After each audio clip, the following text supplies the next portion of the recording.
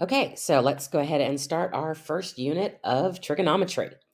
One of the big things that you're going to need to be able to do in this unit is to convert things between degrees and radians, because we use degrees and radians for different things when we are working in trigonometry.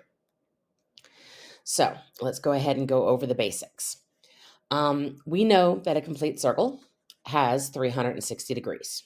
That's just, you've been doing that since geometry.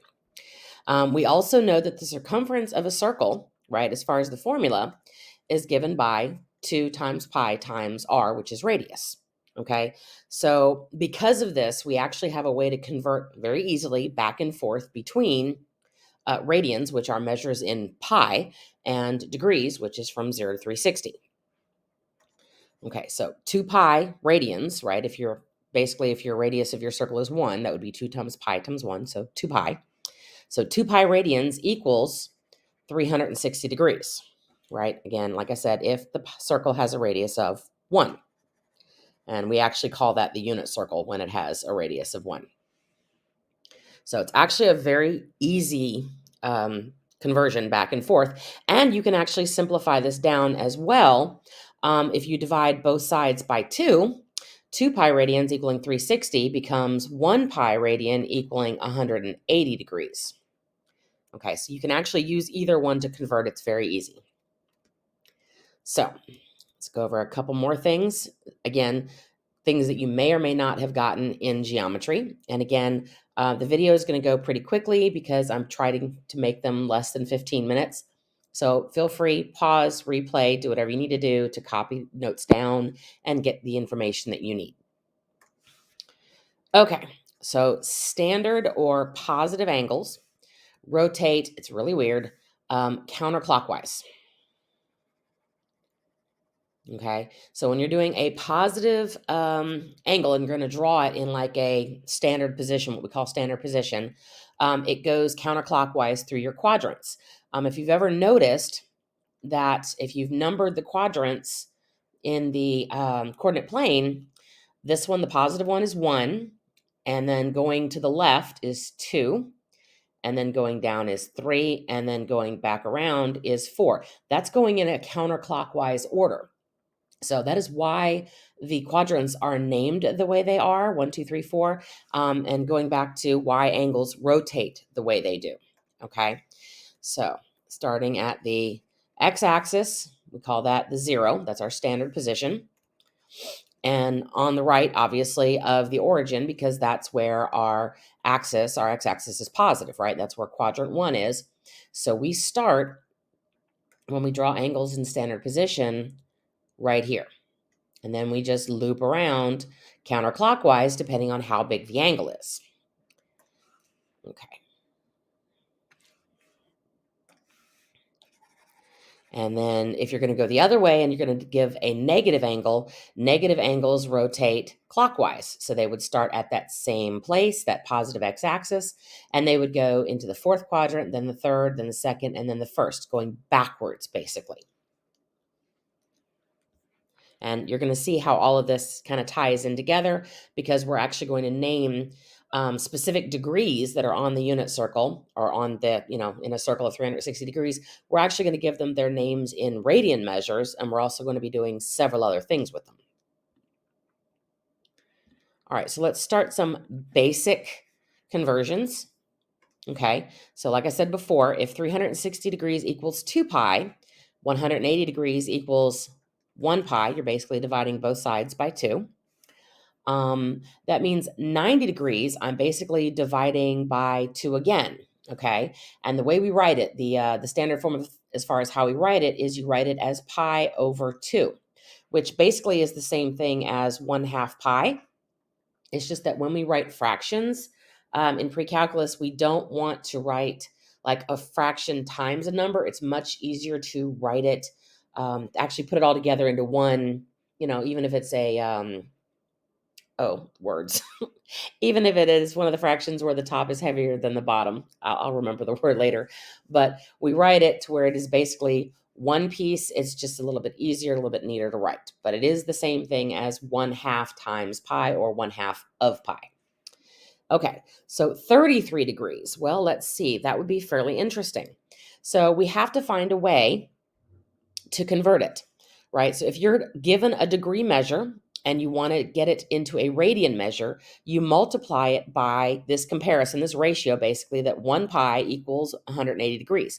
You can also use 2 pi over 360 degrees.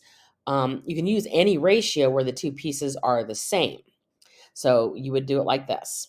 You're going to multiply 33 degrees, or basically 33 degrees over 1 if you like looking at it as two fractions that are being multiplied.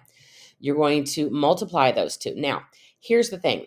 If you put pi in your calculator, it's going to give you a really ugly decimal, and we don't want that, right? We want our answer to have pi in it, okay? So if you need your calculator to help you simplify your fraction, what you're basically going to end up doing is putting 1 over 180 times 33 in your calculator, or if you've already caught on to the fact that we would write this as one big fraction, this is 33 pi over 180, and all you're basically doing is reducing or simplifying the numeric part, okay?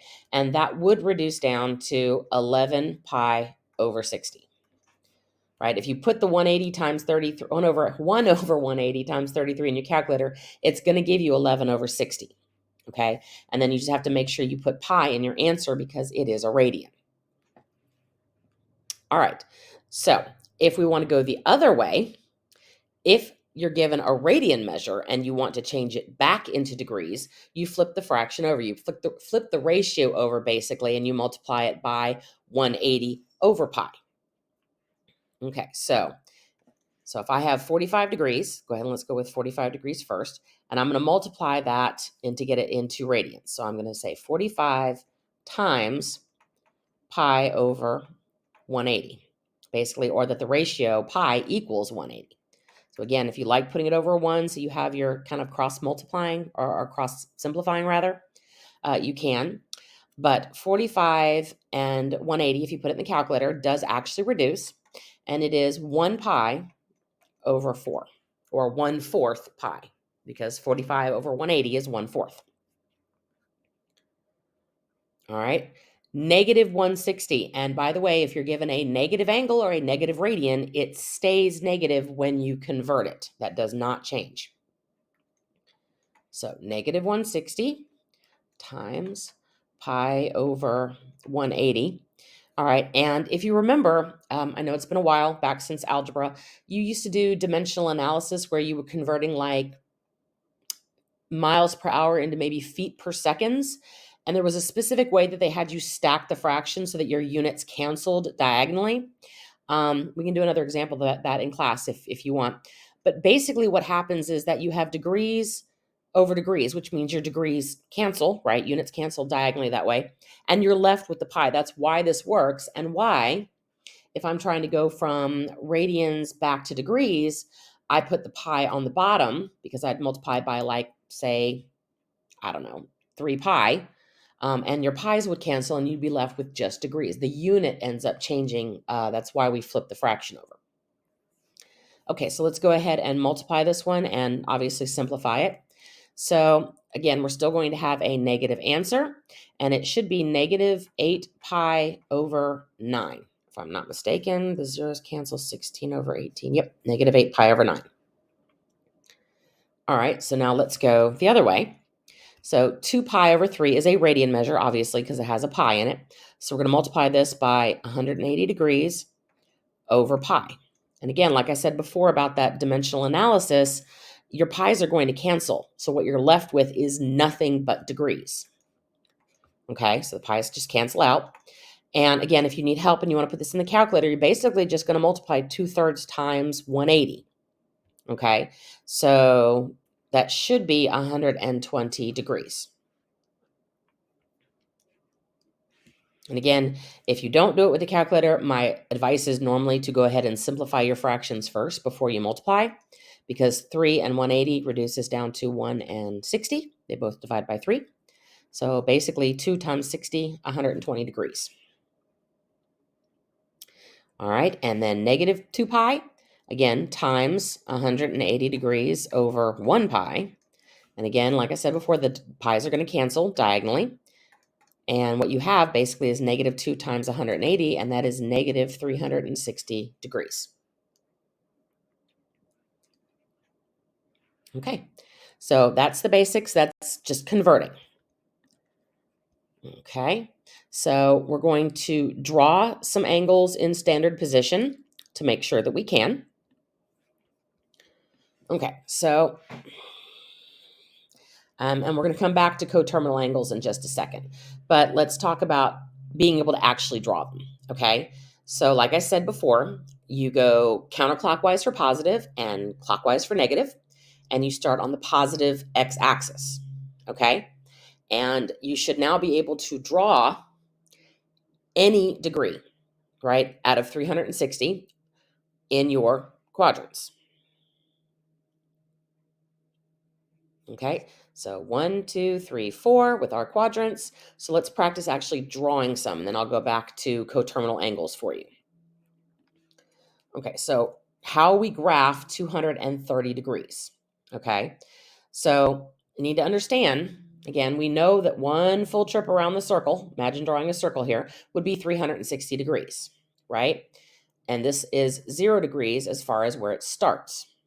Okay, if I go halfway around the circle, that's going to be 180 degrees, right? And so we have to kind of split it up so that we know that our axes, at least what they are, gives us a good idea of where to put our angles. Okay, if I go halfway to 180, that's going to be 90 degrees. Okay, and then if I go halfway between basically 180 and all the way back to 360, that's going to be 270 degrees. Okay, so that gives us kind of an idea of where 230 degrees would be. It should fall in the third quadrant, somewhere between 180 and 270. I'm not looking for perfect. It's a little bit closer to 270 than it is to 180, right? So we can just draw it a little bit more than halfway. So this is how this works. This is where the angle would be. So there's our angle. And how we show that it's a positive angle and not a negative is that we start from our 0 and we curve it around to show direction. I now know that this is a positive angle in the third quadrant. It's a little bit closer to 270 than it is to 180. If I did not have the degree measure here, I could at least give an approximate and say this is probably around 230 to 240 degrees.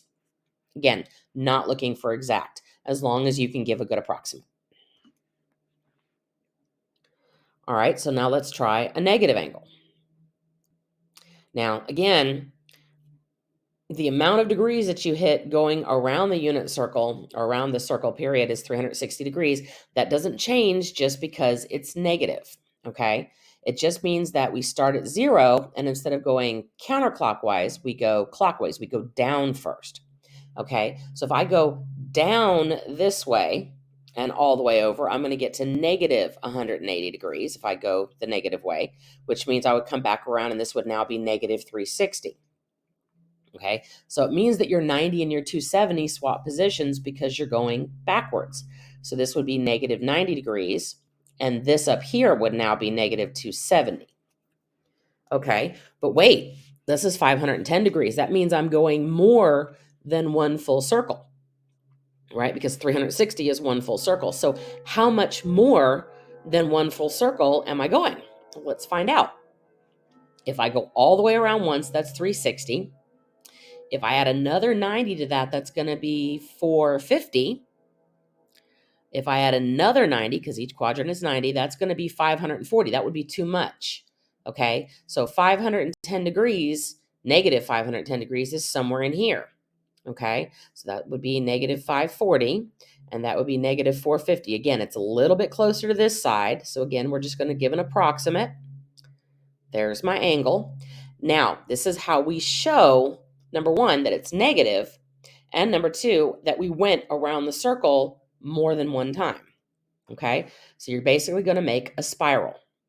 You started from here, and you went negative, and you came all the way around, and then went all the way to there.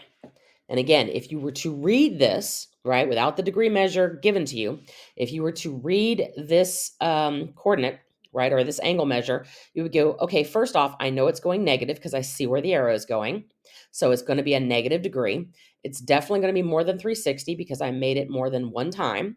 So I made it at least another 90, so that's negative 450. I did not make it to negative 540. I'm just adding 90 degrees each time.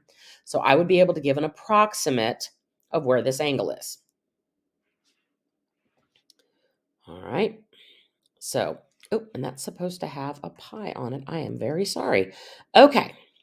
So graphing radians is a little bit more interesting, just because with degrees, we're basically just counting off by 90s on each axis. The way I graph radians is I think of it like a pizza. Okay, so I know that this is again 0 radians, and over here is 1 radian, right? 180 degrees is the same thing as 1 radian. Okay, 7/6. So I know I'm in radians. I don't need to worry about the pi right now, but 7/6 is a little bit more than 1, right? Well, how much more than 1? It's 1 pi and then another 1/6 pi, right? So that basically means that I cut this half of a circle, both halves basically, like a pizza. I cut it into 6 slices, okay? So I went all the way around these 6 slices, and then I added one more slice here. So just to give you a visual, let me go ahead and, I'm not going to keep that there when I draw my angle, but just to give you a visual. Okay, so there is my pizza, right? And I'm going to cut it into 6 even slices, or as much as I can. Okay, so 6 even slices. That's 1, 2, 3, 4, 5, 6, 7, 8, 9, 10, 11, 12. Okay, so if I went 1 full pi, that's half the circle, and then 1 more sixth, my approximate is about right here. Okay, so again, just to give you the visual, so if I'm going to draw it, there's going to be my angle, and there, since it's positive, is going to be my arc for it. Your denominator tells you how much you're cutting half of your circle into. It'd be the same thing if we had 7 pi over 4. I would cut each half into 4 equal pieces, and then I would go, okay, 1, 2, 3, 4, 5, 6, and then 7 would be over here. All right, so let's try another one that's in radians. And for some strange reason, that pi did not come through when I was typing.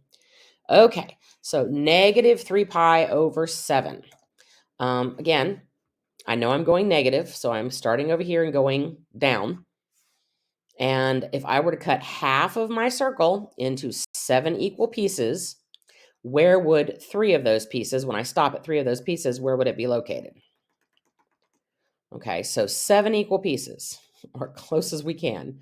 1, 2, 3, 4, 5, 6, 7. 1, 2, 3, 4, 5. Yay. Okay, 7. So 3 of them going negative would be about right here. So there's my angle, and there's the arrow indicating my direction.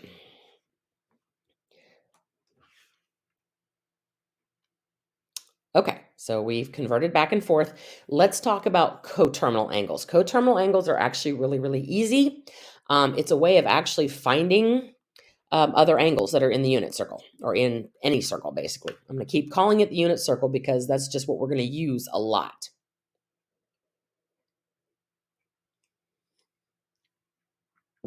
Okay, so we know that 360 and 2 pi are equal, right? But one's in degrees and one's in radians, okay? Basically, a coterminal angle means that you've gone, like we did on the negative 510, you've gone around the circle at least once, and then a little bit more or whatever, and that stopping point, right? And that stopping point, wherever you pick, has thousands and thousands of other angles that could stop at that exact same place, right? You just keep making that spiral going around the unit circle, either positive or negative. So it's actually really easy. You're just going to think about adding 360 or adding 2 pi, or you can subtract. Okay, so if I wanted 25 degrees, right? And I wanted another angle that stopped at the same place as 25 degrees, I could add 360 to 25 and get 385. Or I could subtract, and I could do 25 minus 360, and I would get negative 335, I think. Yeah, negative 335. And those angles would all stop in the exact same place in quadrant 1. Okay, if I had a negative radian degree, or even a positive radian degree, negative 3 pi over 4. Okay, so you would have to add or subtract, again, 2 pi to it to get a angle that stops in the same place. Now, big thing for me, you should be able to do this without your calculator, but again, if you get stuck, don't worry about it. I need you to understand that basically this is 2 pi over 1. We need to get them into a like denominator. So since my denominator that I need is 4, I'm going to multiply the top and bottom by 4. And that's going to make this 8 pi over 4. And then you just add. So negative 3 plus 8 pi, 5 pi over 4. I could also subtract negative 3 pi over 4 minus 2 pi. And again, making a common denominator, 8 pi over 4. That's going to be negative 11 pi over 4.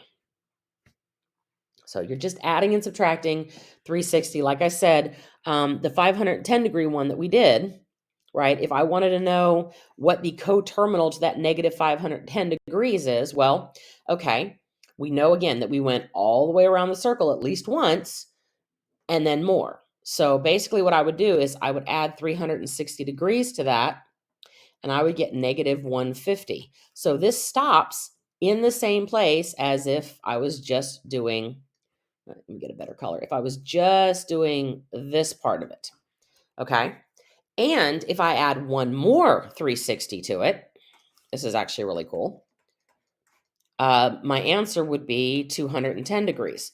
So that basically means that this angle right here that I went around in a spiral, and that I could also get by just going with this one chunk, I could also get if I went just the positive direction to get to the same angle, right? And those two things are coterminal, meaning that they stop in the exact same place. So really cool. We can actually find all these different angles, and it's really helpful when we start solving because a lot of times we don't want negative angles. So we have to kind of figure out what the positive version of that same angle is. All right, so let's try a couple more as far as coterminals. And if you're asked to give more than one, you can just keep adding or subtracting 360 and it works. So let's see, or 2 pi. So negative 210 plus 360 is going to be positive 150. Yep, positive 150 degrees. If I wanted another one and I wanted to add 360 again, I would get positive, let's see, 210, 510? 510 degrees, I think. I don't think I'm going loopy. Yes, 510 degrees. And if I wanted to subtract and go the other direction, I would get negative 570 degrees. And again, those would all stop exact same place. All right, how about 2 pi over 3? So let's try 2 pi over 3. We're going to add 2 pi, right? And that's 2 pi over 1, so we have to get that common denominator.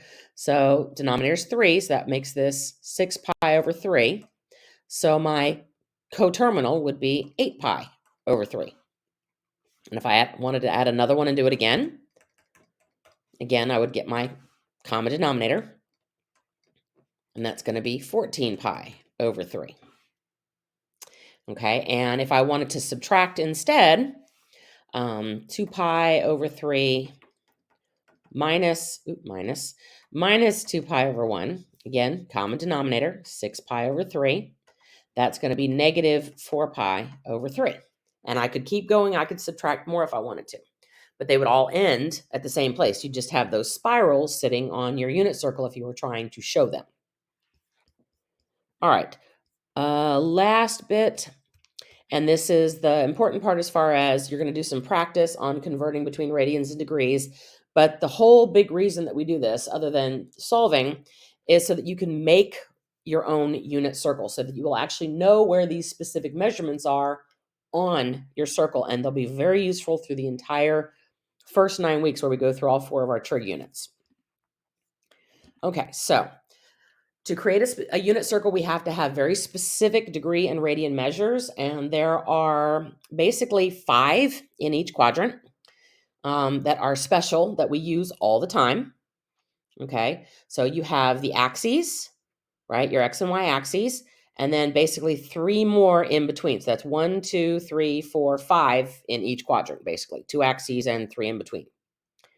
Okay, so the degree measures that we put on this, again, you've already seen part of it.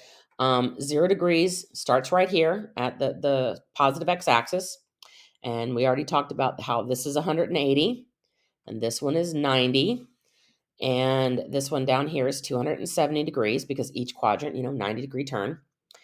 Okay, so basically, there are 3 very special ones that you may or may not have done in geometry, and if you did not, don't stress because we're going to go back over it.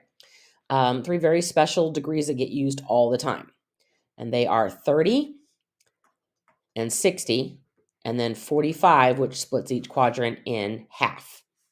So if we go in and fill all of those in, going all the way around, basically the blue ones or the black ones, as far as in my marks, are counting up by 30s, and then the red ones are counting up by 45s, right? So basically 30, 60, 90, the next one would have to be 120. And that means the next one down here would be 150. And then in the middle between those two, which basically splits 90 and 180, that quadrant in half, would be 135 degrees. Right? And if you notice, it's basically 15 degrees away from either one that's also in that quadrant. So something to help you remember where things are. All right, so go down into quadrant 3. So I'm counting by 30s again, 50, 180, 210 degrees. This would be 240 degrees, and then the 270 that we have. And then again, splitting the middle between them would be 225 degrees. Again, 15 degrees from each piece. And back into quadrant 4. So counting again by 30s, 270, 300, and then 330 degrees. Okay, and again, splitting the middle on this one would be 315 degrees. Okay, so, yeah, those are the special ones that we use all over the unit circle, and they will be used to find many, many other things and used in lots of formulas. Okay, so we also need the radians that go with this because, again, we use radians and degrees interchangeably depending on what we're working on. So you have to be really good at figuring out where both of them are. Okay, and we're going to go back to basically our pizza cutting like I told you before. Okay, so you have all your degrees. Now let's do the radians. Okay, so we'll fill in the axes first. 0 pi, 1 pi. Remember that this is pi divided by 2, right, or half of pi. So down here, that makes it a little bit more interesting. It's halfway between 1 pi and 2 pi, and you'd be like, oh, okay, 1.5. But remember, we write our improper, that was the word I was looking for earlier, improper fractions to make it simplified. This is 3 pi over 2. Let me write that where you can see it. 3 pi over 2. Okay. So again, we're going to basically cut like a pizza.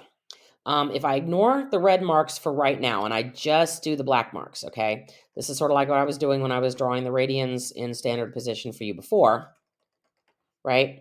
What are you basically cutting each half of the circle into if you are only doing the black marks? Each half is cut into 6 equal pieces, right? So 6 equal pieces. Okay, so imagine you're cutting 1 pi, that's what that measurement is, into 6 pieces. So the first piece has to be 1/6 of that pi. So it's pi over 6. Okay, the next mark has to be 2/6. Well, we don't leave it like that. We would simplify our fractions. So that's 2/6 is pi over 3. The next mark would be here at the axis, and that would be technically 3/6, right? Well, we already know 3/6 is 1/2. So you go to the next one, 4/6. That's 2 pi over 3. Come down to here, and that is 5/6. Okay, now we go to our improper fractions. 6/6 we know would be 1 pi, so the next one has to be 7/6. And then the next one has to be 8/6. And again, we try to reduce our fractions as much as possible. 4 pi over 3. And then this one would be 9/6. And again, 9/6 reduces down to 3 over 2. 10/6, which is 5 pi over 3. And 11/6. So you're cutting your pizza into 12 pieces, basically. And each half gets cut into 6. So we use sixths for our denominator. Okay. And again, we'll be doing a lot more practice on this, so you'll be using it a lot to the point where hopefully you will remember what is in each quadrant. Okay, so for the red marks, right, so that's all our black marks. We basically cut our pizza into 6 slices on the top and 6 on the bottom, and then we're just counting 6. Okay, for the red marks, if I make my red marks come out and give you the visual, you're basically cutting your pizza into eighths, right? So 4 pieces per half. Remember, that's our denominator is going to be the 4 because it's always based on 1 pi, which is half your circle. All right, so that's 1/4. Right? The next mark would be right back up here at that axis again, and that's 2/4. Again, 2/4 reduces down to 1/2. The next one would be 3/4. The next one would be 4/4, 1 pi. So now we go into our improper fractions, 5/4. And then this is 6/4. So again, 3 pi over 2. And the next one would be 7/4. And then if you go all the way around, that's 8/4, which is 2 pi. Okay, and these are our radian measures. Now, I need you to understand something. These radian measures are the exact same thing as their degrees. Okay, so eventually you're going to have a unit circle that is going to have all the radians and the degrees on there and some other things as well.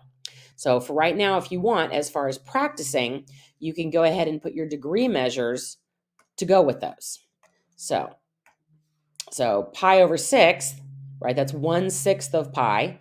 Pi is 180 degrees, right? So if pi is 180 degrees, 1/6 of that would be 30. 1/4 of that would be 45. 1/3 of 180 would be 60. And again, you could do the same thing with the degree measures. You can count by 30 and count by 45.